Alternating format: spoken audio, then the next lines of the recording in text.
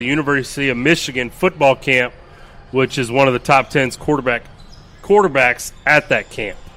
That was how was that experience? Yeah, because Michigan camp, it's a big camp. You know, it's 1,200 kids there, and you got all these quarterbacks.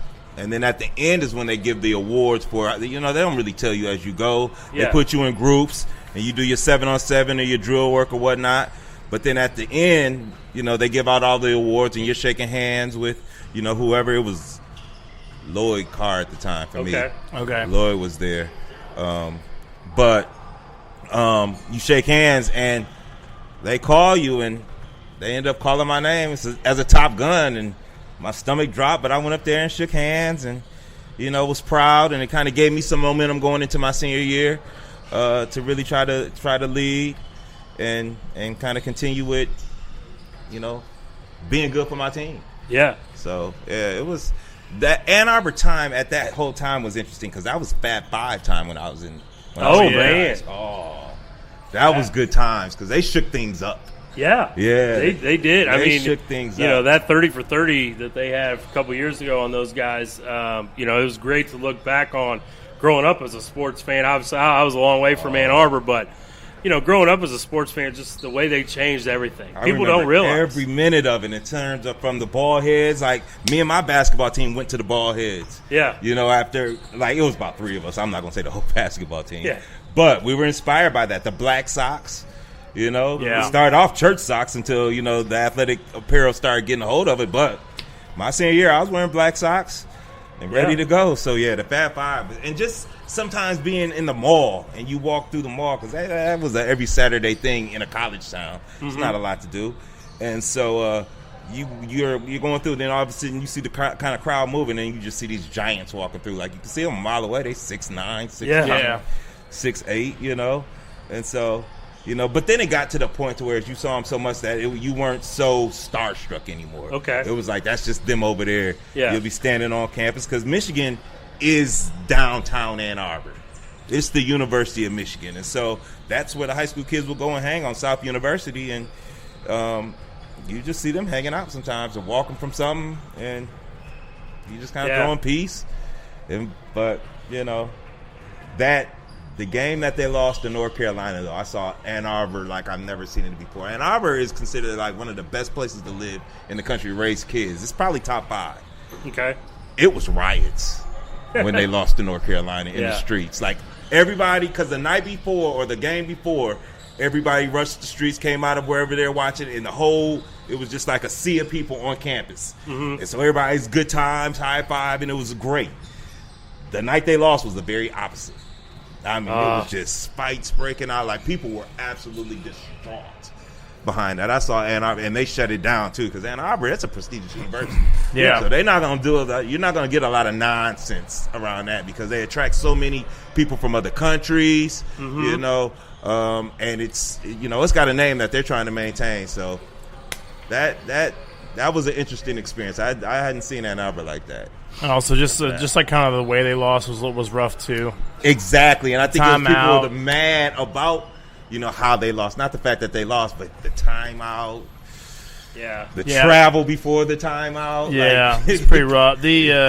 I'm trying to remember what the rules were at that time. Were those guys one and done guys, or those guys had to play to their junior year? What were the rules on that? What year were those? Were they all freshmen? They went out. They were all freshmen. It was the first time that all freshmen had started, I think, in a tournament game, right? Not only the championship. But definitely tournament game. They were starting to see, within the season. It was probably about midway through that Jimmy King and Ray Jackson got off the bench. Yeah. Jalen and Chris and Joanne were starting most of the year. Yeah, they were starting already. And then Jimmy King and Ray Jackson got going. But definitely, the whole tournament, by the time tournament came, they were in the mix. They were hot. That was a team. Yeah, that's a team that if they would have stayed, they would have won next year. And we got to see later on we got to kind of see a similar thing at North Carolina when Hansborough convinced who's the guard? You know what I'm talking about? Dawson, right? Was it Dawson? Dawson's the guard. Hansborough, that North Carolina team, they all kind of stayed. Yeah. They played there. I remember a guy staying. Yeah. But I don't know. Whatever. When Hansborough won, anyways, Hansborough was supposed to go to the NBA, and he actually decided to stay. And I think it's Ty Dawson. I don't know. Dawson, whatever the guard's name is. I don't know. Anyways, he made it to the NBA too, but they stayed. They kind of cleaned house and won. Yeah. And probably, the next time you really kind of saw all freshmen kind of do it with some of those Kentucky teams. Yep. That Calipari had out there, but a little bit crazy. And so, whenever you're a huge fan of those guys at Michigan, when they go to the NBA, you stay with them. Do you kind of stay fans of those guys while they're in the NBA? I do. I follow the Michigan guys. Whatever sport it is. Right. I tend to kind of be biased towards because I didn't want Tom Brady to beat Kansas City. Okay. But I wasn't Michigan mad guy. because He's a Michigan guy. Yeah, and I was really connected to Michigan because my dad worked for the university. Yeah. He was director of development for the athletic department. So our Christmas vacations were bowl games, and so when they went down to the Orange Bowl, I had just started teaching. And I was, chronicling everything, and I had my camera. And me and Tom got on the elevator together, and he gave a shout out to my kids. And I showed him when they got back, and he wasn't the Tom Brady at that time, right? Because he's still kind of fighting for position at the quarterback spot at that point. But they kind of knew it was a Michigan guy, and Michigan beat Alabama that year. Yeah, that's crazy. So that was a good time, and to see how athletes are really taken care of at that level. Because, we rode out with the team or the band every time we went out because, of the connection. And we stayed in the hotel. So we stayed in the Eden Rock on South Beach. And it was the year going into 2000, the millennium. Okay. So it was, high anticipation of what's going to happen at midnight. But Miami sets it out. They do the fireworks, and we're right on the beach. And so it was just a good time. Just, they'll get on the plane and they'll have a duffel bag for stuff for the guys and, the envelope for, expenses, Yeah. how much of that is, Yeah. But those envelopes are around. All good. I've heard from multiple sources.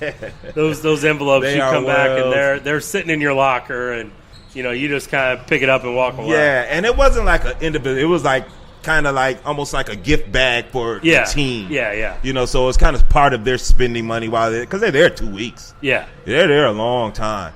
And so, but you'll see them riding on scooters, and everybody's got new shoes. Like they're doing all right. I'm trying to remember that game a little bit. Tom Brady start? It was between him and Henson. Drew Henson. Yeah. Right? Oh wow. And I think Henson started, but Brady had to come in, and he ended up throwing like 3 touchdowns to David Terrell. But then it went into overtime, and Alabama missed the extra point, and that's how we won. Because I was sitting right in the end zone. It was the Michigan end zone that they were kicking into, and we went nuts. Because I was sitting on the side, so I didn't know. I just saw it go up, but then the people in the back were immediately. And so, that was – now, Alabama wasn't today's Alabama. Yeah, it wasn't Saban's yet. No, right? it wasn't Saban's at all. I think it was still Shula, maybe? Shula. Yeah. I think it was Shula still. But I'm sure that was an exciting game. It was. Just a lot of fun, and then for your team to come out victorious, even better, right? Absolutely. But crazy. nothing like the Rose Bowl when they won the national championship. That was the big one. Yeah. That was the big one because obviously it was Charles Woodson, and then you had Ryan Leaf, and they were making a comeback. Mm-hmm. They were coming back, and defensively we kind of just made a stand, and time ran out. Remember, time ran out. He was trying to get another snap off. Yep. And he couldn't, and I was kind of happy because they were moving. Yeah. They were moving. They had a good team. Yeah. That they were playing. They were solid. So, those Ann Arbor days definitely, I think that's what kind of really made me into a diehard sports fan. Just all the different, surroundings of it, being able to be behind the scenes. Because not only was I a player at the Michigan camp, but once I got out of college, they let me work at the Michigan camp. That's kind of really where I got started coaching. Cool. And so, you just kind of get some just gems of information and how they think. And so that's really kind of, and I just kind of stayed with it. I stayed with it. That's, working some of those college camps can definitely be fun. And, you've got to treat it as a learning experience. Pick up from those guys. Hey, what are they looking for, when they're watching this kid run? Or Absolutely. What are some of those little things that, you might not just notice, but you need to really hone in and look for. Absolutely, and one of the years that I worked there was when they came in with their core. So Jason Avant, Breston, they were all seniors at the time. Arrington, like that core receivers that they had in Lloyd's final seasons when they beat Florida and Tim Tebow. Yeah, that core of receivers, because even Breston came here, didn't he? Breston he was with the came Chiefs here for a minute. Yeah, I so think he did. He had a background playing at Arizona with Todd Haley. Yes. So Haley brought him over here. That's right. Yeah, I think it's pretty decent when he played for us. Yeah. But he had a really nice stop. Arizona. I think Arizona is one of the only years where they had 3 receivers with 1,000 yards or whatever. Yeah. Because they had Bolden and of course they got Larry. Sure. And those guys. But yeah, he kind of did that. So yeah. So I happened to be there when those guys were coming through as seniors, and they were recruiting them hard. Yeah. So I got a chance to see, when the big time programs want you. I mean, they put them all in the same group. They kind of got toured around in the camp on golf carts. They didn't really have to walk places. Yeah. right. They were first in line for most stuff. The coaches were always like, if Lloyd was out there, he was always where they were. Yeah. It was that kind of thing that. They're the big guns. Yeah, makes sense. They're the big guns. It's a little different level. Yes. when you're competing for those 5 stars, because everybody wants those dudes. Absolutely. So you gotta figure out, hey, what's my little trick or way around this to get them to come here and not go to Alabama or Florida or absolutely wherever else. And that's what they were doing, showing them all the things. And ironically, at the time, I was coaching at Huron where I graduated, and I had a receiver that they wanted. Oh, cool. With that group. So I also got a chance to be the guy that the coaches call a little bit. Like, all right, because I remember it was Eric Campbell was the receivers coach. And he was like, yo, Wayne, I got to have him. Yeah. Because he was big. He was about 6'3", 6'4". He could fly 4.3 40. He was an elite athlete. And so it was fun kind of, seeing Lloyd come to his basketball games. And then I kind of already knew them through the connections of my dad. So it was interesting being on the coaching side of things and watching them recruit them, and then also being a coach where they're asking you to help them recruit. So I've seen it. Being in Ann Arbor, I saw a lot of how those big time programs work. And they're just different in each program, but they're still a big time program. Michigan has as much as anybody. They just did their new locker room and stuff, and so everybody's doing the new locker rooms and new facilities. That's another recruiting tool. It is. You bring those guys in, you're like, this is what you get to work with and everything. I'm like, what? Absolutely. Whatever. So yes, it's still really kind of cool. Yes. Absolutely. State of their football program. I had them picked last year to go to national championship. I really like Harbaugh a lot. I like him a lot. I feel like they were hindered by they had the new quarterback last year. It was a transfer. From Ole Miss? Ole Miss guy, right? Yeah. But really didn't get to see him shine, too. Is he still is he starting there this year? He is. He's supposed to be coming back. He's supposed to be their starter.